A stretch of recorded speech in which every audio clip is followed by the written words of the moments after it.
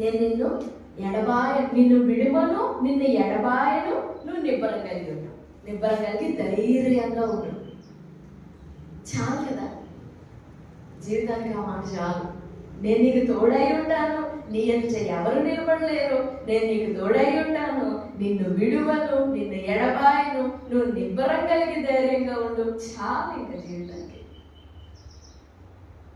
ఇవన్నీ కూడా యెహోషువకి దేవుడు వ్యక్తిగతంగా ఇచ్చిన వాగ్దానాలు. వాటితో కలిపి ఇంకొక మాట కూడా ఉంది చూడండి, అదే 6వ వచనంలో, వారికి ఇచ్చేదనని నేను వారి పితరులతో ప్రమాణము చేసిన ఈ దేశమును నిశ్చయముగా నీవు ఈ ప్రజల స్వాధీనము చేసేదవు. మోషే జీవితం అంతటిని, అంటే మోషే 40 సంవత్సరాల ఇశ్రాయేలును ఐగుప్తు దేశంలో నుండి వాగ్దాన దేశంలోనికి నడిపించి ఆ ప్రయాణం అంతటిని చక్కగా కళ్ళారా చూసిన వాడు యెహోషువ.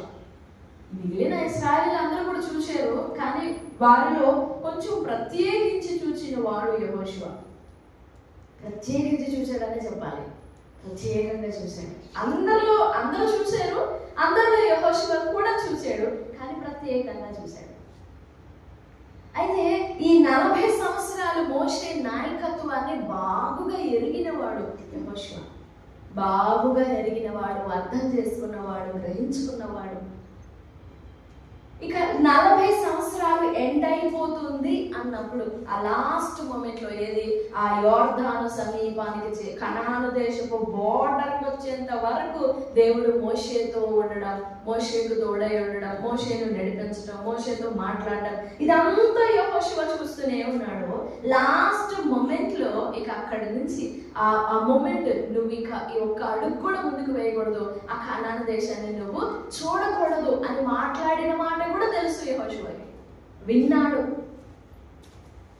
ఎందుకంటే ఎక్కడ చూసినా కూడా యెహోషువని గురించి మోషే పరిచారకుడు పరిచారకుడు పరిచారకుడు పరిచారకుడు అని ఉంటుంది. The servant of Moses, Joshua the servant of Moses, Joshua the servant of Moses. Moshe పరిచారకుడు పరిచారకుడు పరిచారకుడు అనే ఉంటుంది. సో ఇదంతా చూస్తూ వచ్చినాడు. లాస్ట్ మూమెంట్ లో ఆ ఎడ్జ్, వాగ్దాన దేశపు ఎడ్జ్కి వచ్చేటప్పటికి దేవుడు మోషేని స్టాప్ చేసేసాడు, ఆపేశాడు. నువ్వు వాగ్దాన దేశంలో అడుగు పెట్టకూడదు. అప్పుడు యెహోషువ ఇదంతా చూస్తూ వచ్చాడు కదా, బండ నుండి నీళ్లు రావడం, ఆకాశం నుండి మన్నా కురవడం, మోషే ఎదుట ఎవ్వరు ఏ శత్రువు నిలబడలేకపోవడం, మోషేని ఎదిరించిన వారు, మోషేని తృణీకరించిన వారు, మోషే మీద ఆయాసపడిన వారు, మోషే గురించి వ్యతిరేకంగా విరోధంగా మాట్లాడిన వారు నిలవలేకపోవడం, ఇవన్నీ చూశాడు కదా యెహోషువ. ఇంకా లాస్ట్ లో ఇదేంటి, దేవుడు ఇంత గొప్పగా నడిపించి వాగ్దాన దేశపు దగ్గరికి రాగానే మోషేని ఆపేశాడు అని ఒక యెహోషువలో ఆ ఆలోచనలు వచ్చి ఉండొచ్చు. ఆ మాటలు, ఆ డౌట్ కానీ, సందేహం కానీ, భయం కానీ, సందేహాలు కానీ, అవిశ్వాసము కానీ, ఇవన్నీ ఏర్పడే ఉండొచ్చు. అదేంటి 40 సంవత్సరాలు నడిపించి ఇక్కడ స్టాప్ అయిపోయాడేంటి, ఇంకా ముందుకు వెళ్ళొద్దు అన్నాడు దేవుడు. మరి మేము ఎలా వెళ్ళాలి ముందుకి? 14వ అధ్యాయం 8వ వచనం, యెహోషువ కాలేబులు వాళ్ళిద్దరూ మాట్లాడుతున్నారు. ఆ వాగ్దాన దేశాన్ని మేము వేగు చూసి వస్తామని, ఎలాగుందో చూసి వస్తామని కొంతమంది పెద్దలు వెళ్ళారు కదా, ఇశ్రాయేలు పెద్దలు. ఆ పెద్దలు వెళ్ళి చూసి 40 రోజులు వేగు చూసి ఇంకా వాళ్ళు వచ్చి సర్వ సమాజం ఎదుట అస్సలు ఇక మనం పోయేది లేదు, ఈ అరణ్యంలో చావడమే, మనం అడుగు ముందుకేసేది లేదు, మనం మూసుకొని పోయాము, మనం చుట్టూ మూయబడి ఉంది, ఎట్టు తిరిగే ప్రసక్తి లేదు.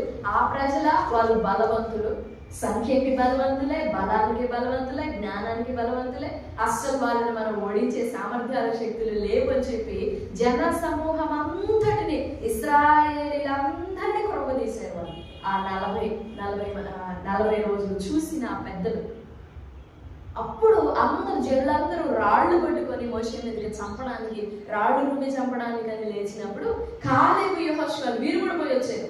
కాలేబు యెహోషువలు వాళ్ళిద్దరు మాట్లాడుతున్నారు. యెహోషువ కాలేబు, లేదు లేదు లేదు లేదు మీరు పొరపడుతున్నారు, యెహోవా మనకు ఆ దేశాన్ని ఇస్తాడు. 14వ అధ్యాయం సంఖ్యాకాండం 8వ వచనం, ఆనందించిన ఎడల ఆ దేశములో మనలను చేర్చి దానిని మనకిచ్చును.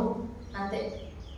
కింద 9వ వచనం, మెట్టుకు మీరు యెహోవా మీద తిరుగుబడుడి, ఆ దేశ ప్రజలకు భయపడుడి, వారు మనకు చూడండి చూడండి వాళ్ళ భాష చూడండి, వారి నీడ వారి మీద నుండి. ఈ మాట మాట్లాడుతుంది ఎవరు? వారి నీడ వారి మీద నుండి తొలగిపోయింది అని యెహోషువ కాలేబులు అంటున్నారు. ఎవరి నీడ?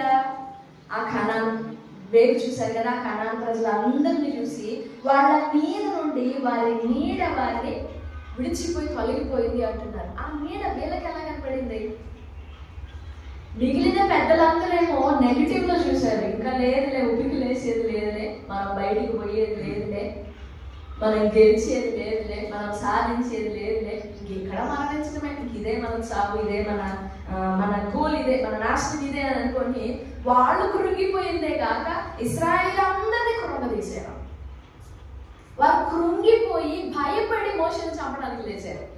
అప్పుడు కాలేబు యెహోషువలు అంటున్నారు, లేదు లేదు, వాళ్ళ నీడ ఒకప్పుడు ఉండేది, వాళ్ళ మీద ఒక నీడ ఉండేది, ఆ నీడ వాళ్ళ మీద తొలగిపోవడం మాకు కనపడింది చూశారు కాబట్టి అంటున్నారు వాళ్ళు, వారి నీడ వారి మీద నుండి తొలగిపోయేను, యెహోవా మనకు. ఈ మాట వాళ్ళు ఎవరు చెప్పలేకపోయారు.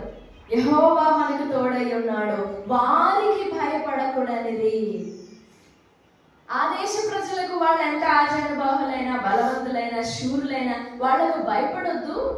యెహోవా మనకు తోడై ఉన్నాడు, మనకు నిశ్చయంగా జయిస్తాము, ఆ దేశాన్ని స్వతంత్రించుకుంటాము. యెహోవా మన యందు ఆనందించిన ఎడల ఆ దేశములో మనలను చేర్చి దానిని మనకి.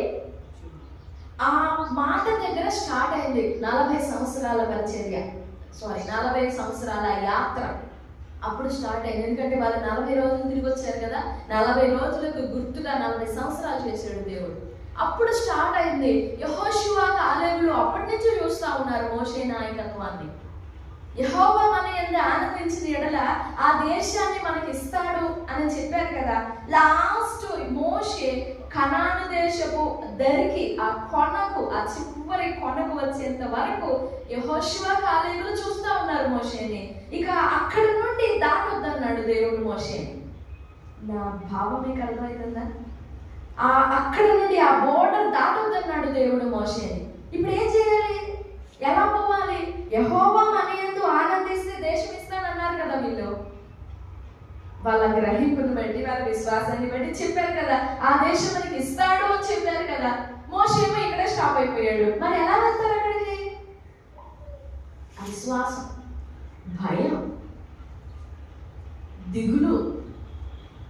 మోషే స్టాప్ అవుతున్నాడు, దేవుడేమో వద్దన్నాడు. ఇంకెట్లా పోవాలి? ఇక్కడ బోర్డర్ దగ్గరే ఉన్నాం. ఇంకా అదంత భయంకరమైన టైము. లేఖనంలో మనకు ఆ భయం కనపడదు, కానీ మానవ మాత్రులాగా మనం ఆలోచన చేసినప్పుడు చాలా భయంకరమైన భయం కనపడతాడు. ఎట్లా పోవాలి? మోషేని అక్కడే స్టాప్ చేసేసాడు. అప్పుడు దానికి దేవుడు యెహోషువకి వాగ్దానం ఇస్తున్నాడు. 1వ అధ్యాయం దాని చదివాం కదా, 6-7. 6వ వచనం లాస్ట్, నేను విడువను, ఎడబాయను, నిబ్బరం కలిగి ధైర్యంగా ఉండుము, వారికి ఇచ్చేదనని నేను వారి పితరులతో ప్రమాణము చేసిన ఈ దేశమును నిశ్చయముగా.